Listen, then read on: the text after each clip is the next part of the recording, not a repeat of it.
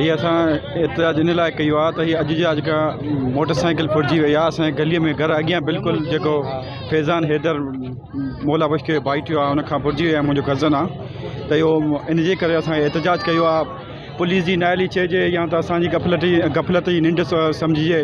बहरहाल इहो हाणे असां त बिल्कुलु एतिरो महफ़ूज़ न आहियूं जो घरनि में बि असांखे पुर लुट लॻी पई आहे। इन लाइ करे असां हीअ पुरअमन ऐं एहतजाज कयो आहे। असां अहिला ऑफिसरनि खां घुर था करियूं त हिते महिरबानी करे सुठा ऑफिसर हिते मुहैया कया वञनि जेके असांजे सिक्योरिटीअ लाइ बहितरीनु हुजनि ऐं रेंजर्स खे बि DG रेंजर्स खे बि असांजी इल्तिजा आहे त हिते का चौकी अहिड़ी क़ाइमु कई वञे जेका हिते हर माण्हू जी का स्नैकिंग चेकिंग हुजे। अॼु बि आया आहिनि या हौसले सां गॾु आया आहिनि। माण्हू अचनि था खुलेआम, कंहिंखे को डपु न आहे त उहे अचनि था फुर करे हलिया था वञनि। ऐं ॿी ॻाल्हि इहा जे चोर पुलिस पकिड़े बि थी त उन्हनि खे का कार्रवाई कोन थी थिए। उहो FIR थिए थी वरी जेल हलियो थो वञे, उहो हफ़्ते खां बाद वरी ॿाहिरि थो अचे।